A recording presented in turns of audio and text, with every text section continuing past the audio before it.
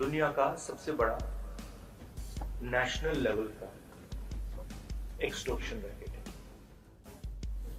कंपनियों से हफ्ता लेने का तरीका है, कंपनियों से कॉन्ट्रैक्ट्स का शेयर लेने का तरीका है। दुनिया में सबसे बड़ा भ्रष्टाचार का स्कैम है। सीबीआई और ईडी जैसी चीज नहीं है, वो बीजेपी का औजार है। ये एंटी नेशनल एक्टिविटी हो रही है, इससे बड़ी एंटी नेशनल एक्टिविटी हो ही नहीं सकती। इलेक्ट्रॉल बॉन्ड में कुछ इतने बड़े घोटाले सामने नजर आ रहे हैं जो कि आज हम आपके सामने लेके आए हैं। आपको बताएंगे इस वीडियो में कि वो कौन सी कंपनियां हैं जो राजनीतिक दलों को इतनी ज्यादा चंदा दे रही हैं। आप यूं समझे कि अगर जो किसी कंपनी का 2 करोड़ मुनाफा हो रहा है तो वो 210 करोड़ रुपए का चंदा राजनीतिक दलों को दे रही है। चर्चा करेंगे पूरे इलेक्ट्रॉल बॉन्ड के ऊपर और आपको एक एक करके सारी चीजें बारीकी से बताने वाले हैं। आज इलेक्ट्रॉल बॉन्ड में इतने सारे घोटाले हो रहे हैं और इतने सारे न्यूज चल रहे हैं आजकल, सारी चीजें आपको डिटेल में इस वीडियो में बताने वाला हूं कि बीजेपी मोदी सरकार इतने बड़े घोटाले कैसे कर रहे हैं और उसका हिंदी न्यूज चैनलों से, हिंदी न्यूज पेपरों से दूर दूर तक वाकया नहीं है। उससे पहले नमस्कार, मेरा नाम विकास चौबे है और आप मेरे यूट्यूब चैनल पे ये वीडियो देख रहे हैं या फिर मेरे फेसबुक पेज पे ये वीडियो देख रहे होंगे। इलेक्ट्रॉल बॉन्ड में इतने प्रकार के घोटाले के सुराग मिल रहे हैं कि उन्हें तेज गति से समझाना और आप तक लाना भी एक चुनौती बन गया है। आपको पता होगा कि इस मामले में अंग्रेजी वेबसाइट्स, रिपोर्टर्स कलेक्टिव की टीम ने शानदार कार्य किया है। इसी टीम ने रिपोर्टिंग का परिणाम है कि सरकार का सबसे बड़ा घोटाला, मोदी सरकार का सबसे बड़ा घोटाला दर्शकों के बीच सामने आया है। आप देख सकते हैं कि कैसे कॉरपोरेट वाले बॉन्ड के जरिए सरकार का गुलाम बने हुए हैं और सरकार के दोस्त भी। लेकिन क्या इसकी रिपोर्टिंग हिंदी अखबार वाले, हिंदी न्यूज चैनल वाले कर रहे हैं? आप तक ये चीजें पहुंचा रहे हैं? जी हां, बिल्कुल नहीं।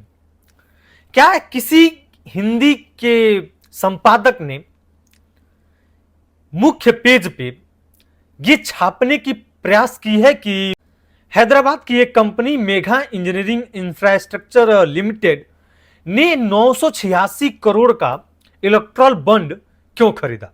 क्या इस कंपनी के पास इतने ज्यादा पैसे हैं कि वह राजनीतिक दलों को 1000 करोड़ रुपए भेंट कर देगी? हालांकि अभी ये पूरी तरह से साफ नहीं हो पाया है कि ये 986 करोड़ का बॉन्ड जो है वो किस पार्टी को गया है। इसी मेघा इंजीनियरिंग इंफ्रास्ट्रक्चर की एक और सहायक कंपनी है western UP power transmission company limited. इसने भी 220 करोड़ का, जी हां आप सही सुन रहे हैं, इसने भी 220 करोड़ रुपए का बॉन्ड खरीदा है।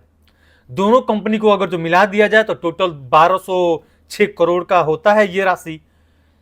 आपको बता दें कि प्रूडेंट इलेक्ट्रॉल ट्रस्ट, इसने भी 2022-23 में सबसे अधिक चंदा मेघा इंजीनियरिंग ने 83 करोड़ दिए हैं। जी हां, इस ट्रस्ट को मेघा इंजीनियरिंग ने 83 करोड़ का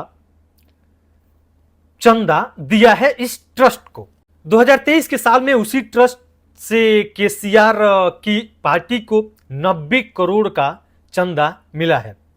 इसी ट्रस्ट ने अपने कुल चंदे का 75% पैसा बीजेपी को दिया है। कंपनियां जो हैं वो टैक्स बचाने के लिए ट्रस्ट को पैसा देती हैं।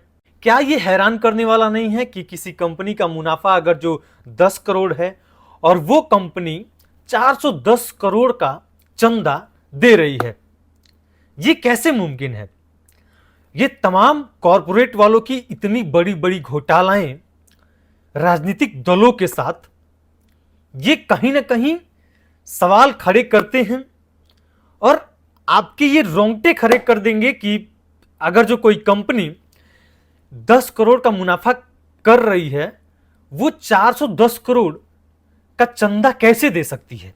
ये कैसे मुमकिन हो सकता है कि इतने बड़े रकम चंदा ये कंपनियां दे रही हैं? आखिर ये पैसे आ कहां से रहे हैं?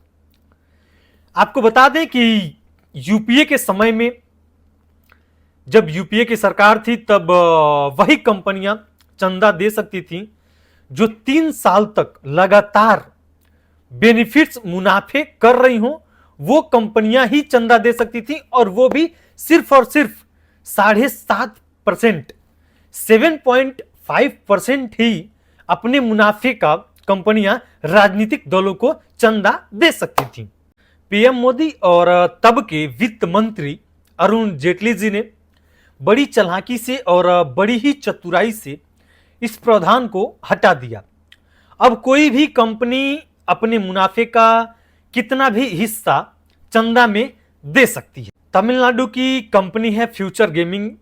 इसने साल 2019 में अपने मुनाफे के 6 गुना ज्यादा इलेक्ट्रॉल बॉन्ड से ये चंदा दिया है। आप जरा सोचिए कि अगर जो किसी की मुनाफा 1000 हो रही है और वो कंपनी 6000 करोड़ का बॉन्ड, इलेक्ट्रॉल बॉन्ड से चंदा दे रहा है, कैसे पॉसिबल है? How it's possible? आप 1 रुपये कमा रहे हो, 6 रुपये का चंदा दे रहे हो। भैया, ये पैसे आ कहां से रहे हैं? ये बहुत बड़े घोटाले हैं जो इंग्लिश के अखबारों ने ये चीजें साझा की हैं। एक कंपनी है मदनलाल लिमिटेड। मदनलाल लिमिटेड जो 2019-20 में मदनलाल लिमिटेड ने 185 करोड़ का चंदा राजनीतिक दलों को दिया है 2019-20 में, जबकि इसका कुल मुनाफा अगर जो आप जानेंगे तो आप हैरान हो जाएंगे। इसका टोटल मुनाफा जो होता है वो होता है 1.84 करोड़ रुपए। जी हां, इस कंपनी का मुनाफा 2 करोड़ भी नहीं है, 1 करोड़ 84 लाख है। और ये कंपनी जो है 185 करोड़ का चंदा देता है राजनीतिक दलों को। जरा आप सोचिए, जिस कंपनी का मुनाफा 2 करोड़ नहीं है, वो 185 करोड़ का चंदा कैसे दे रहा है? कहां से ये पैसे आ रहे हैं? ये चीजें सोचने वाली हैं और समझने वाली हैं। आप देखिए जरा किस तरह से इस बॉन्ड के जरिए भारत के लोकतंत्र का गला घोटा जा रहा है।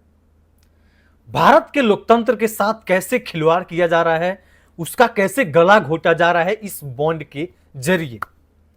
आज आपने देख लिया, इस बॉन्ड के जरिए बीजेपी जो है वो आर्थिक महाशक्ति बन गई है, और वहीं दूसरी पार्टियां जो हैं वो बिल्कुल धरातल पे आ गई हैं, और चुनाव लड़ने के लिए भी उनकी हालत नहीं है कि आर्थिक सहायता नहीं है उनके पास कि वो चुनाव लड़ पाए। लेकिन बीजेपी आर्थिक रूप से इतनी मजबूत है कि वो कुछ भी कर सकती है, और अन्य राजनीतिक पार्टियां वो हैं धरातल पे आ गई हैं।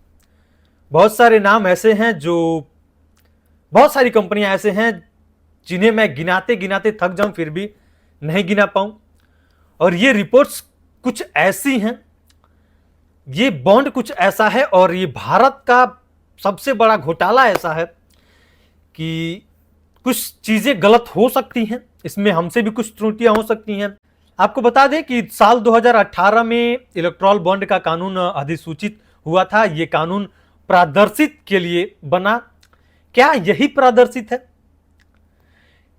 कोई कंपनी 2 करोड़ ले, 2 करोड़ का बेनिफिट करे और 210 करोड़ रुपए डोनेट करे, चंदा दे, क्या यही पारदर्शिता है?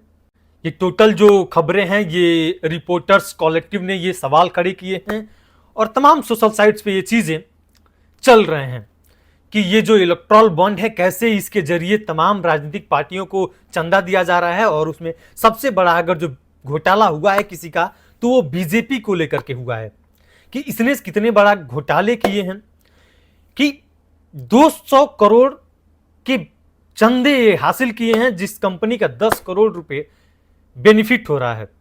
तो तमाम ये चीजें वायरल हो रही थी, तो मैं सोचा अपने दर्शकों से साझा करता हूं कि इलेक्ट्रॉल बॉन्ड के जरिए कैसे इतने बड़े घोटाले राजनीतिक पार्टियां कर रही हैं। बाकी इस वीडियो में इस पूरे इलेक्ट्रॉल बॉन्ड में राजनीतिक पार्टियों को लेकर के आपका क्या मानना है, हम तक जरूर पहुंचाइएगा कमेंट के जरिए।